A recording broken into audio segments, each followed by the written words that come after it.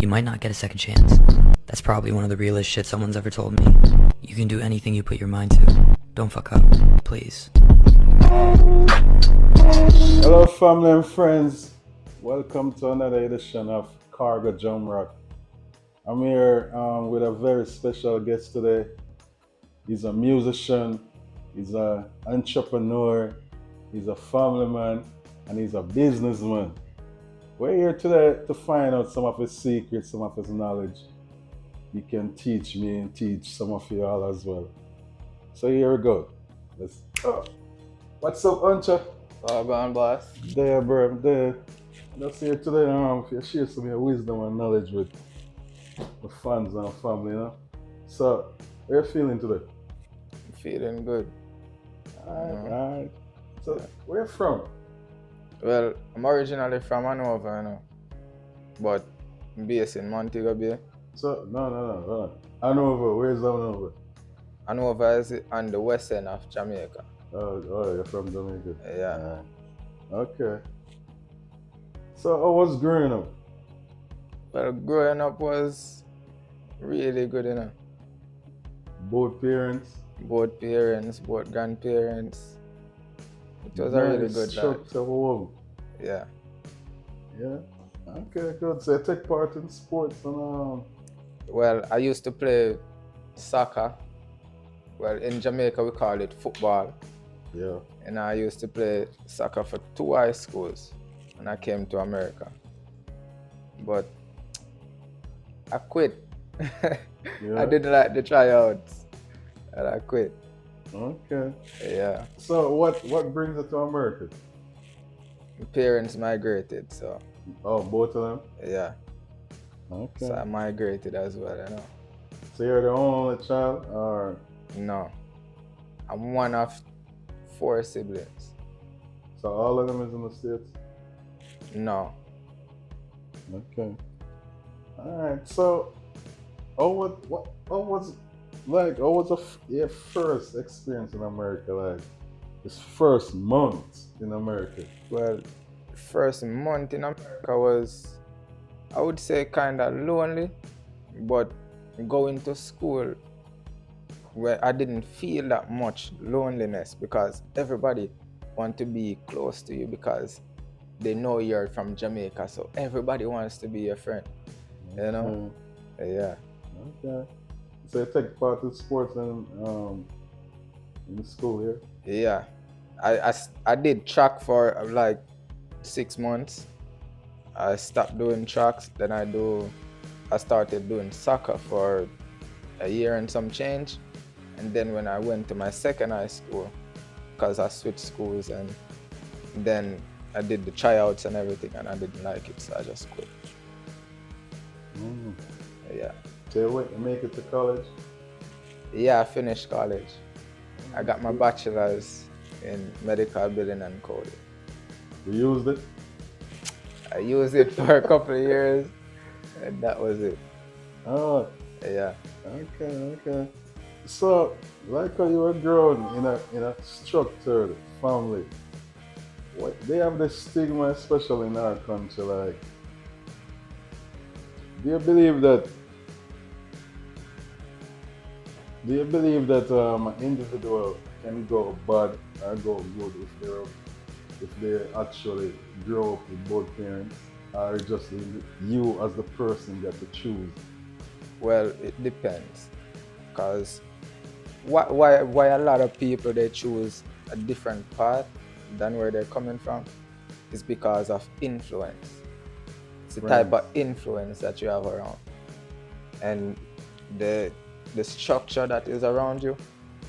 When you sometimes people more gravitate to the more negative side of life more than the positive, because the positive don't get that outlook that a lot of people looking for. That's true. You know, so they gravitate to the negativity more. Because the positive is a process. It's a Most process, people don't want to go through that process. which is right. Okay. So Yeah. when you leave college, what you jumping after college? Well, you know, I've been working since I was 16. That's before school. Before high school. That's high school. So I've been working from them time. So the boss I used to work with from that time, the first job I ever got, even when going to college, I was still working that job. And then I started the medical billing and coding on the side. So I used to do that, juggle the both of them. I used to do medical billing and coding, and I used to do my job that I had from I was 16 and going to school at the same time. So I used to try to balance the three. Yeah, so yeah. And then even after college, I was still working that job. And then I quit medical billing and coding, and I still keep that job. And go with that, boss? Yeah. What job was that? Well, store, like do clothing and stuff. Oh, retail. Yeah, retail. Okay. Yeah. That's cool. That's cool. I really love that job, bro. Yeah. That's family. All right, tell me about because I know you're an entrepreneur. So tell me how you get into that. Well, I really got into it, you know. I used to deal with this girl, so she always telling me, you know, you should do housing and stuff. And I was like, nah, that's not my thing. And then I started thinking about it, and she keep pushing it. And then that's where it started from. I got my first appointment. Was that here in South Carolina? Yeah. That's nice. That's nice. Okay, so was it hard starting? Starting off, no, it wasn't hard because she was there and she keep pushing me. You know what I mean? So she pushed me to do a lot of stuff and then she ended up finding all the people for me to put in the apartment. So I was like, oh, it was pretty easy. But after time goes by, when you do more than one, that's when that's when it start getting hard. Yeah? Yeah. Because you gotta start dealing with a lot of people, you gotta start dealing with a lot of stuff. And then you have to deal with the maintenance, you gotta make sure everything is on the up and up. So you do all the maintenance yourself? Or you got I can't, no. I have to get someone else to do that. Being an entrepreneur, what would you say is the hardest part? Well, the hardest part is starting out. To make sure you have everything structured the proper way. And make sure taxes is a hell of a thing. Yep, Yeah. give what is due to Caesar. Give to Caesar. Okay. That's cool. So right now, what do you think? Like and comment. Don't forget to. There's a set. Yeah. You have a bar that's set right now? There's a lot more I need to get done. Yeah. A lot. So why do you do this? Like you set goals or No, you just what I come do, along? I used to set goals. But what I get to realize when I set the goals, it's like it never works out. So what I do, I just get up every day and I just go at life. I don't have anything expected I'm gonna do. I just get up and do it. Say something catch your eye during the day. Yeah. So after, suppose this water catch your eye. What? And you look at the water and you like the water. What's the other step for you to get the water? The next step, what I'm gonna do, I'm gonna try to source where that source is coming from. So I'm gonna say I see water, right? Mm-hmm. Say I go in the gym, right? And everybody has a Gatorade bottle. And I'm gonna be like, oh, you know, everybody has a Gatorade bottle. That means that's a good market. But guess what? I gotta come up with my own product. So what I'm gonna do, I'm gonna find the best ingredients I can. And I'm gonna make that, and I'm gonna make sure I have it cheaper than everyone. So you're gonna copy it. Yeah.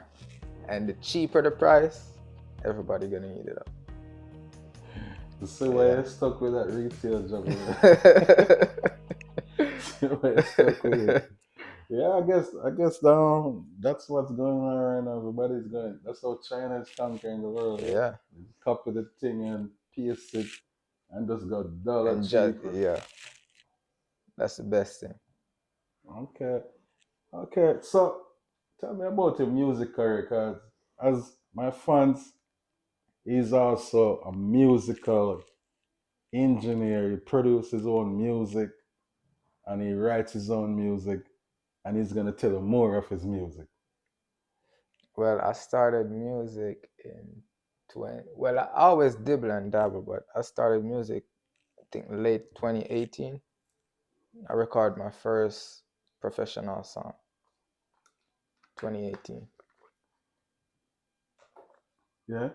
Yeah. So, is there somebody in our culture or out of our culture you imitate, or you have as a family member that push you, or how did you get into music? Well, music, I would say, how I really got into music? I used to go to the parties, and from my dressing, because I got a different type of swagger when I go out. So I always hear people saying, "Hey, what he does?" And one day I just think about it, and I heard someone in the party one night say, "He looks like an artist." And I thought about it, and then I said, "You know what? Let me try it out and see how it goes." And I'm here now. See, not even. Yeah, so it's so like you didn't even like music, bro. I always liked music, but I never think about doing music professionally. So 2018, you Yeah, made your first professional music. yeah. So when the seed planting you, because you bring forth the first music. So when was that seed planted? And so you drop your first tune and it sound good to you and your friends them. That was it. 2018. Yeah. So the first time you did the music, you drop it. That's the first time. Subscribe, No, I did Cargo music Jamrock. before, but it wasn't not. It was because I was around people doing music. Oh, that's Like I was, freestyle. and one of you said, "Big up DJ Alex." Yeah, I was around DJ Alex. Yeah. When I just moved to Murder Beach, I was around DJ Alex for, I think, a couple years, and he told me he was a DJ. So I used to go to his house. Like when I leave school and stuff, I used to go to his house and he used to be there playing music. He used to have this artist come over there, Mm. and we used to be there vibing and just vibing and vibing. And he's the one too that I got each time I go, I got better and better. So he's the one always tell me, "Yo, you got it, but you need to work on it some more to get it up to par." Yeah. Okay. So DJ Alex. So how much music professionally you dropped since 2018? Well, 2018 I dropped one song. Then 2019 I dropped two songs. And then after that I wasn't feeling the vibe. And then 2022 I started doing music again. And then this year I think I dropped maybe 15 songs this year already. So it's like that music thing is like a vibe. If you're not feeling, you just drop it when you feel like, or It's not that, but life is life. And everybody got through life. So it was just my headspace wasn't there at the time because I had so much going on. You know what I mean? I have to be doing my business. I have to be dealing with everything. So it was like I didn't have the time. And plus my mind wasn't there until this year, really, I start getting back in the groove. Yeah. So it's going to be more greatness. so how would you categorize your music? Like what you sing about? Well, I wouldn't say I want to put my music in a box because anything I get up today and anything I'm feeling, I'm gonna do it. If I feel like to do punk rock today, I'm gonna do it. If I feel like to go R&B, I'm gonna do it. If I feel like to do dancehall, reggae, I'm gonna do it. You know what I mean? So it's not just one thing. Yeah. So if I was to say Uncha is an artist, what would be the first thing somebody would think if they know it? What kind of artist would you think they would say about you being? It would be dancehall, definitely. Dancehall. Yeah. Okay. So, is there anyone you imitate in our culture? Artist-wise? No, I wouldn't say imitate, but I got a couple artists that You look up to? Yeah. As good musicians? As musicians. So you try like duplicate them in... Well, you know they have a saying, you are what you eat. Why for the eating there? Yeah. True. You understand? So so if you feed in your brain something day by day, eventually you're gonna pick pieces and bits, Oh, so you just take knowledge from every one of them. Yeah. So you plan to collaborate with anybody? Yes, when the time is right, So you see anybody already? And anybody willing to work with me, I'm willing to work with them. Tell them your YouTube name and page. Well, YouTube, you can find me at Paperboy Uncha. And social media, Facebook, you can find me at Paperboy Uncha. Instagram, 21 Government. TikTok, 21 Government. And also you can find me on SoundCloud, because most of the music are on SoundCloud. So you can find me at Paperboy Uncha on SoundCloud. Yeah. I see you're 21. You can tell me a little bit about 21 Government. Well, 21 is anonymous 21. You understand? That started from the family. You understand? So it's a family thing. Yeah. So it's like you have a business behind it or a logo behind it, or you just... Yes, we got the logo, and also we got the merch too. So if you don't want the merch, you guys can hit me up either Instagram or Facebook, even TikTok too. Paperboy Uncha. Paperboy Uncha, 21 Government. Yeah.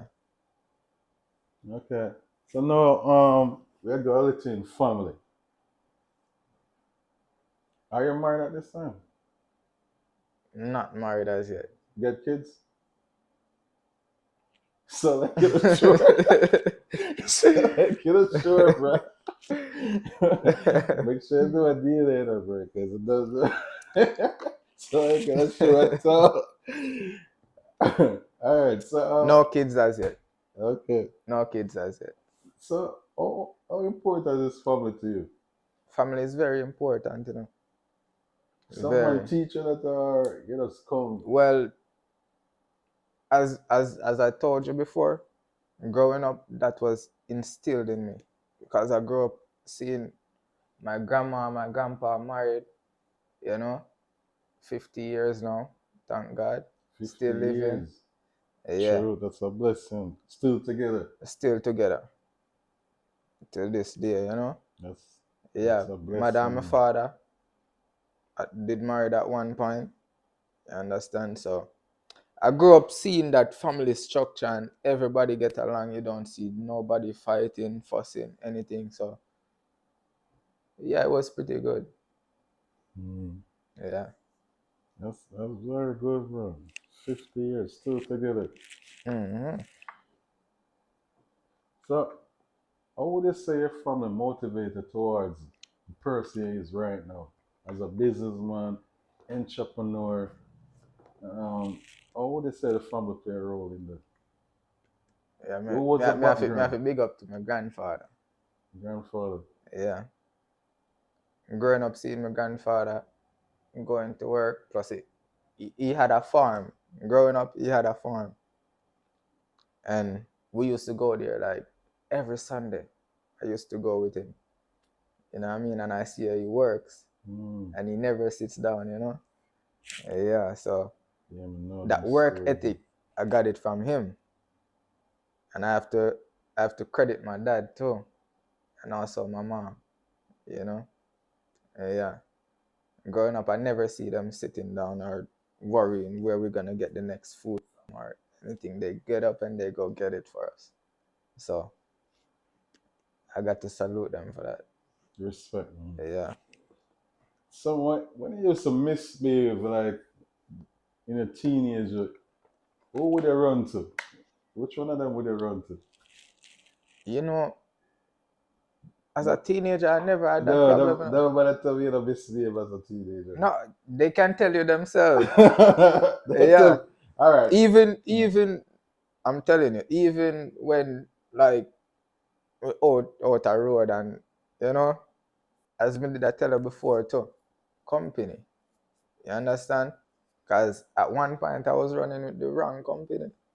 You In know, Jamaica here. in Jamaica I was running with the wrong company at one point, and my family, they don't even know. Yeah. You understand? Because I don't bring road style to the house. You know, so it was different. When they go through that door, it's totally family. It's Nothing totally from family. outside. Yeah. So it was different. So they didn't have that problem with me. Because when I'm at the house, I'm their son, I'm their grandson, I'm their nephew, you know. I'm just me. And I used to be, yeah, so but when I'm in the street, you know, the street can be rough sometimes. Yeah, True. so you gotta match the energy. Yeah. So that's it. But they never had no problem with me different from, you know. So all the brothers and sisters are in the same field or close to your field, or Yeah, my sister is in the medical field too. so all of them Yeah. came out like, And my younger brother now is studying engineering. so everybody's like on a good track. Yeah. So what do you credit that to your mother and father being in the home, or everybody just have Most a mindset? definitely. Most definitely. So you think it's very important? It's very important. Yeah. I think so too.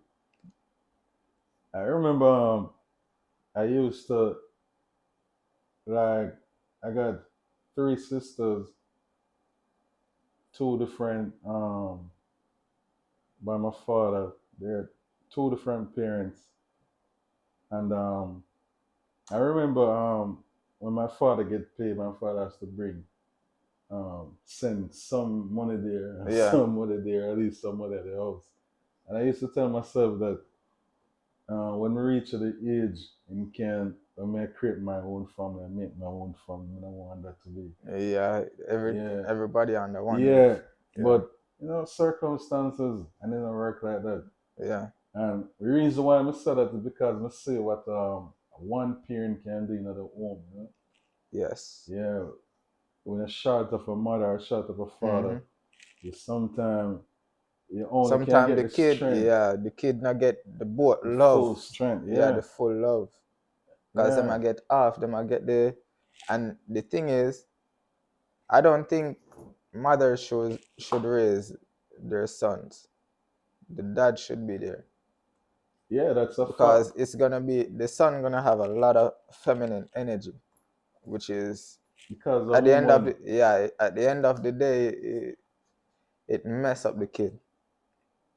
You're Yeah. right, because a woman can't teach a man how to be How a to man. be a man, yeah. It's impossible. Same like a man can teach a woman how to be a woman.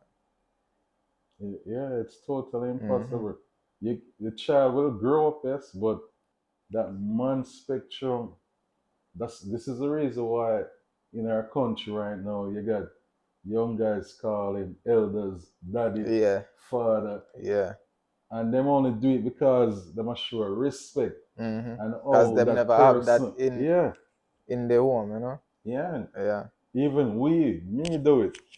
Me say a elder, I'm call him, what's up, daddy? And if Yeah. him deal with me certain way, me feel good as a man. Yeah, that father Yeah, love, I'm call fatherly him. figure, Yeah, you know? Yeah. as a man, we need it. As a boy, we Yeah, need man. it. So, I totally agree with it. And this is not to downsize or take away anything from women that raise their kids or their son without a man in the house, because that's something which most of you don't get any control over, because men are running from responsibility now. So I totally understand how that goes. And you got to do what you got to do. But to create a real man, you need a man in your son life to create a real man. And not just any man. You need a real man. And a real man is someone that take up that responsibility and take up that baton and lead the family in the right way. So, Ancha, before we close off, I want you to I want you to talk to my audience right now and encourage my audience and let them know about the struggle and the battlefield to where you reach right now, even though you got further to go. Well, as I say, you know, when I came to Myrtle Beach, it was okay. But you know, when you start getting well known and you start to do things, a lot of people are gonna envy you. You understand? Because I've been through it. I got a lot of fight. You know, people try to dirty up my name. It still never work. You understand? So, as me I say, just never give up and always keep push on. Because you see, once you give up, that's the time when them win. And if you not give up and keep push, them can't win you. You go come out victorious. So just keep doing the thing. Anything you guys got set in your mind, just keep work on it. And I'm telling you, hard work pays off. Yeah. Okay, well said. Guys, I want to thank you for tuning in with my guest today, Ancho. And stay tuned next time. Stay safe, stay sweet. One love.